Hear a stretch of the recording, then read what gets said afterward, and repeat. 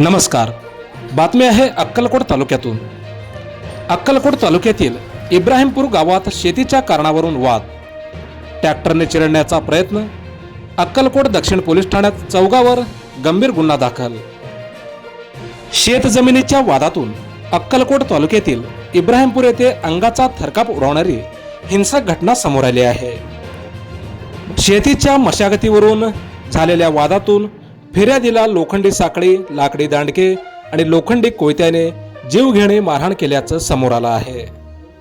आणि इतकेच नाही तर ट्रॅक्टरने फिर्यादीच्या अंगावर चढवून चिरडून ठार मारण्याचा प्रयत्न देखील करण्यात आल्याचं या तक्रारीत नमूद करण्यात आलं आहे.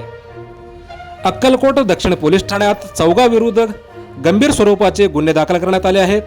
मिळालेल्या माहितीनुसार दिनांक 24 मे 2026 रोजी दुपारी 1:15च्या सुमारास इब्राहिमपूर येथील सामायिक शेतात ही धक्कादायक घटना घडली आहे.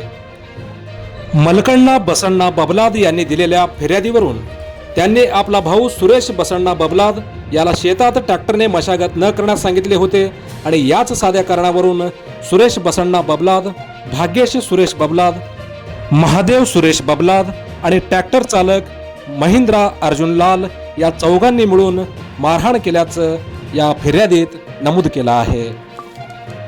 या घटनेनंतर मलकण्णा बबलाद यांनी अक्कलकोट दक्षिण पोलीस ठाण्यात धाव घेऊन फिर्याद दाखल केली आहे.